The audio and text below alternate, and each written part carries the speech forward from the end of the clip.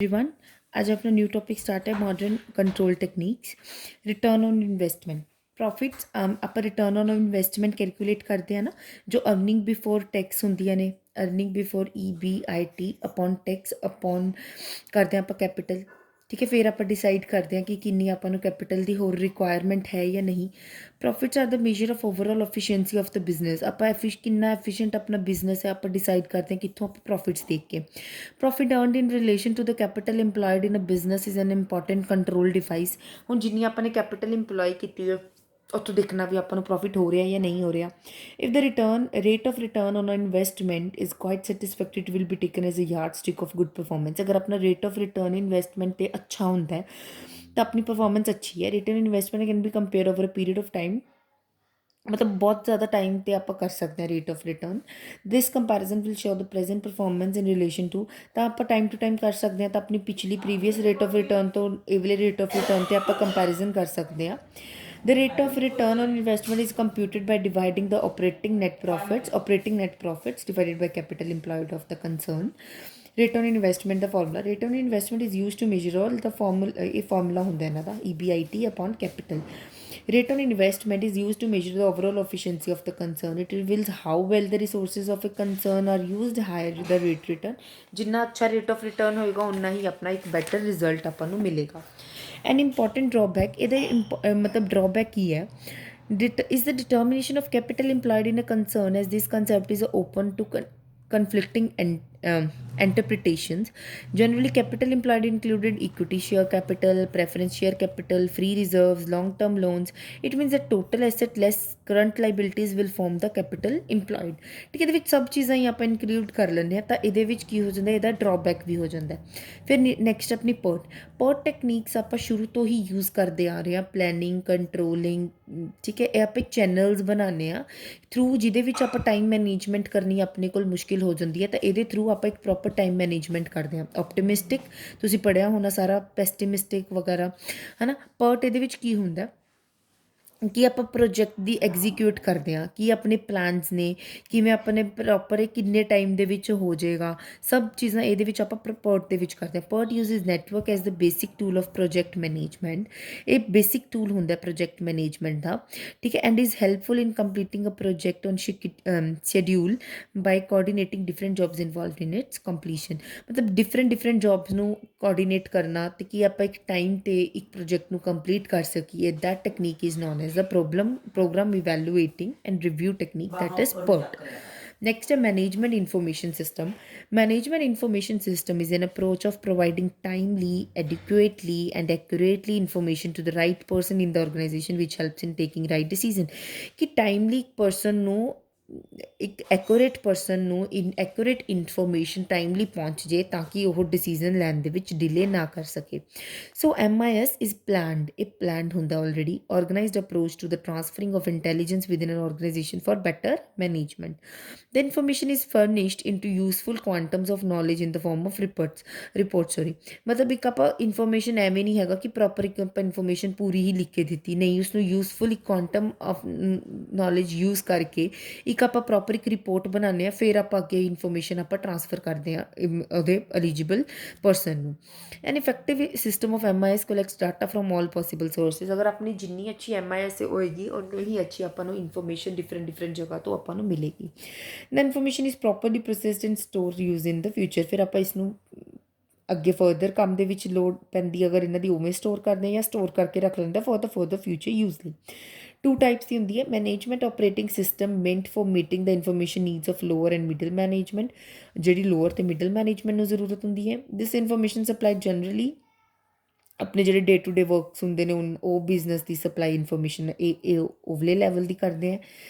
फिर अगे जी management report करती है जो सप्लाई करती है इन्फॉर्मेशन टॉप लैवल मैनेजमेंट को फॉर मेन डिसीजन मेकिंग ਦੇ ਵਿੱਚ ਜਿਵੇਂ ਪੋਲਿਸੀਜ਼ ਵਗੈਰਾ ਕੁਝ ਵੀ ਤੁਸੀਂ ਬਣਾਉਣੀਆਂ ਨੇ। The information is presented in a way which enables the management to dictate. ਇੰਨੇ ਅੱਛੇ ਤਰੀਕੇ ਨਾਲ ਇਨਫੋਰਮੇਸ਼ਨ ਆਪਾਂ ਨੇ ਮੈਨੇਜ ਕੀਤੀ ਹੁੰਦੀ ਹੈ ਕਿ ਆਪਣੀ ਜੋ ਮੈਨੇਜਮੈਂਟ ਹੁੰਦੀ ਹੈ ਉਹ ਕੁਇਕ ਡਿਸੀਜ਼ਨ ਲੈ ਸਕੇ। ਠੀਕ ਹੈ, management audit. Management audit is an investigation by an independent organization to find out whether the management is carried out most effectively or not.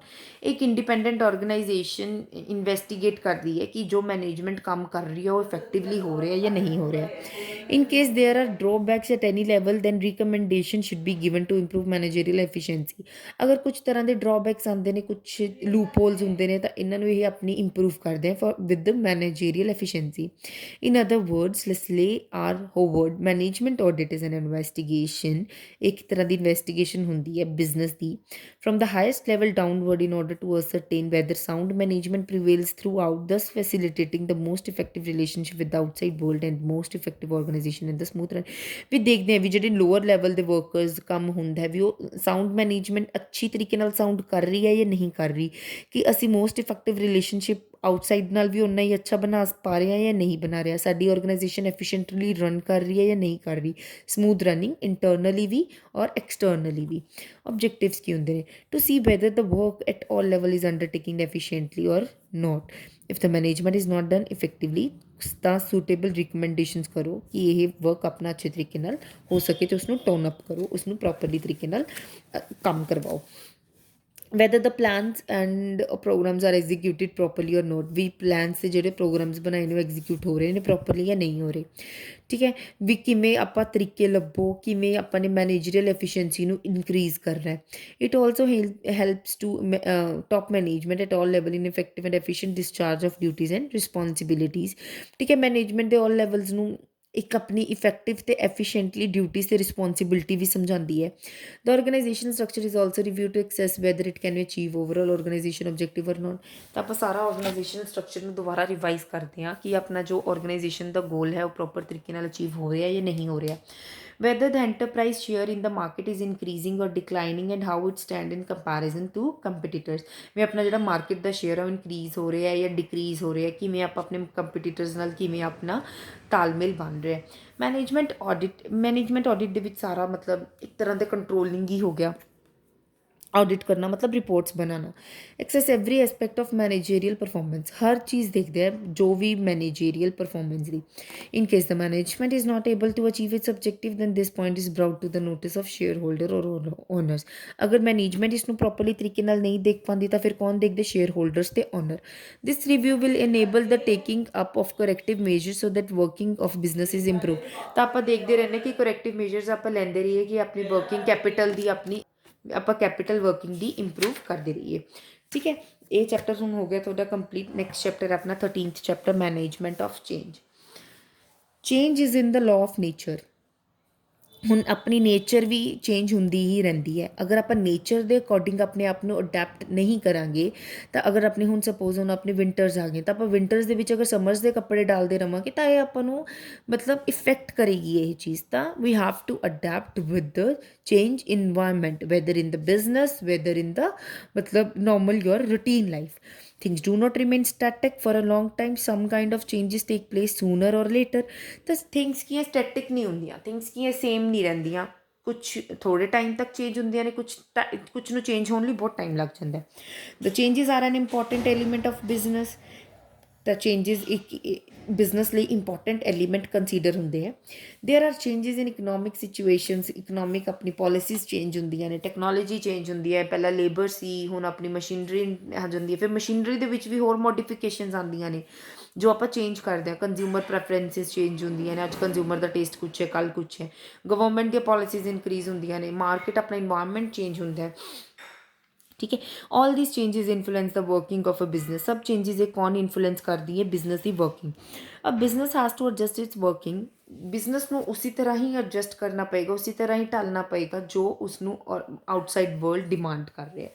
A change refers to an alteration which occurs in the overall work environment of organisation. Change ਇੱਕ ਕੀ ਹੁੰਦਾ ਵੀ ਇੱਕ alteration ਹੁੰਦਾ ਵੀ change ਆਪਾਂ ਨੂੰ ਕਰਨਾ ਹੀ ਪੈਂਦਾ ਹੈ ਜੋ ਮਤਲਬ ਪੂਰੀ ਆਰਗੇਨਾਈਜੇਸ਼ਨ ਦੇ ਵਰਕ ਨੂੰ ਚੇਂਜ ਕਰ ਦਿੰਦਾ. Change may be required for the organisation as a whole or some parts of the organisation. ਕਈ ਵਾਰ ਕੀ ਹੁੰਦਾ ਪੂਰੀ ਆਰਗੇਨਾਈਜੇਸ਼ਨ ਨੂੰ ਹੀ ਚੇਂਜ ਹੋਣਾ ਪੈਂਦਾ. ਕਈ ਵਾਰ ਕੀ ਹੁੰਦਾ ਵੀ ਆਪਾਂ ਨੂੰ ਮਾਰਕੀਟਿੰਗ ਡਿਪਾਰਟਮੈਂਟ ਨੂੰ, ਪੋਲਿਸੀ ਡਿਪਾਰਟਮੈਂਟ ਨੂੰ, ਕੁਛ ਡਿਪਾਰਟਮੈਂਟਸ ਕਰਕੇ, ਕੁਛ ਪਰਟੀਕੂਲਰ ਪਾਰਟ ਕਰਕੇ ਆਪਾਂ ਨੂੰ ਚੇਂਜ ਕਰਨਾ ਪੈਂਦਾ. An organisation must incorporate changes according to changing environment so that it can complete in the market and improve the performance. ਹੁਣ ਅਗਰ ਆਪਣੇ ਕੰਪੀਟੀਟਰ ਆਪਣੇ ਚੇਂਜ ਕਰ ਲੈਣ, ਆਪਾਂ ਚੇਂਜ ਨਾ ਕਰੀਏ ਤਾਂ ਆਪਾਂ ਮਾਰਕੀਟ ਦੇ ਵਿੱਚ ਨਹੀਂ ਆਪਾਂ ਮਤਲਬ ਨਹੀਂ ਰਹਿ ਪਾਵਾਂਗੇ, ਆਪਾਂ ਨੂੰ ਬੰਦ ਹੀ ਕਰਨੀ ਪਏਗੀ ਆਪਣੀ unit. So that's why change is a very essential. Dr. Joseph L. Massey defines management of a change as a conscious and concentrated initiative by those who are in a charge of the destiny of the business undertaking to keep a constant and intelligent watch over the behavior of uncontrollable forces and to evolve appropriate strategies and action program to maintain a dynamic equilibrium between the controllable and uncontrollable forces to access their impact and influence on the controllable forces। कितनी अच्छी definition इसने कितना अच्छा predict किया हुआ है कि अगर तुसी इंटैलीजेंटली कॉन्स्टेंटली ਅਨਕੰਟਰੋਲੇਬਲ ਫੋਰਸਿਸ ਜਿਹਦੇ ਹੱਥ 'ਤੇ ਤੁਹਾਡਾ ਕੰਟਰੋਲ ਨਹੀਂ ਹੈਗਾ, ਹੁਣ ਇਕਨੋਮਿਕ ਸਿਚੁਏਸ਼ਨਸ ਕੋਈ ਵੀ GDP ਆਪਣੀ ਇਨਕਰੀਜ਼ ਹੋ ਰਹੀ ਹੈ ਡਿਕਰੀਜ਼ ਹੋ ਰਹੀ ਹੈ, ਦੈਨ ਤੁਹਾਡਾ ਕੋਈ ਕੰਟਰੋਲ ਨਹੀਂ। ਗਵਰਨਮੈਂਟ ਪੋਲਿਸੀ ਅੱਜ ਕੁਛ ਹੈ ਕੱਲ੍ਹ ਕੁਛ ਹੈ, ਕੰਜ਼ਿਊਮਰ ਦੀ ਪ੍ਰੈਫਰੈਂਸ ਅੱਜ ਕੁਛ ਹੈ ਕੱਲ੍ਹ ਕੁਛ ਹੈ, ਟੈਕਨੋਲੋਜੀ ਅੱਜ ਕੱਲ੍ਹ ਕੁਛ ਹੈ ਕੁਛ ਹੈ, ਠੀਕ ਹੈ। ਜੇ ਤੁਸੀਂ ਅਗਰ ਇਹਨਾਂ ਚੀਜ਼ਾਂ ਨੂੰ ਤੁਸੀਂ ਪ੍ਰੋਪਰ ਇੱਕ ਡਾਇਨਾਮਿਕ ਇਕਲਿਬਰੀਅਮ ਬਣਾਉਂਦੇ ਹੋ ਕਿ ਪ੍ਰੋਪਰ ਇਹਨਾਂ 'ਤੇ ਕੰਟਰੋਲ ਰੱਖਦੇ ਹੋ, ਪ੍ਰੋਪਰ ਇਹਨਾਂ ਨੂੰ ਇਨਫਲੂਐਂਸ ਕਰਦੇ ਹੋ, ਤਾਂ ਤੁਹਾਡਾ ਕੰਟਰੋਲ ਲੈਣਾ ਨੈਸੈਸਰੀ ਹੋ ਜਾਂਦਾ। ਤੁਸੀਂ ਪ੍ਰੋਪਰ ਤੁਹਾਨੂੰ ਪਤਾ ਵੀ ਅੱਜ ਕੰਟਰੋਲ ਕੀ ਹੈ, ਠੀਕ ਹੈ, ਉਸ ਦੇ ਅਕੋਰਡਿੰਗ ਹੀ ਤੁਸੀਂ ਆਪਣੇ ਐਕਸ਼ਨਸ ਨੂੰ ਰੀਕਨਸਟਰਕਟ ਕਰਦੇ ਹੋ। This change management is a structured approach for making changes in a planned and in a systematic manner. It prepared people for change and provide knowledge to various stakeholders for effective implementation of the same.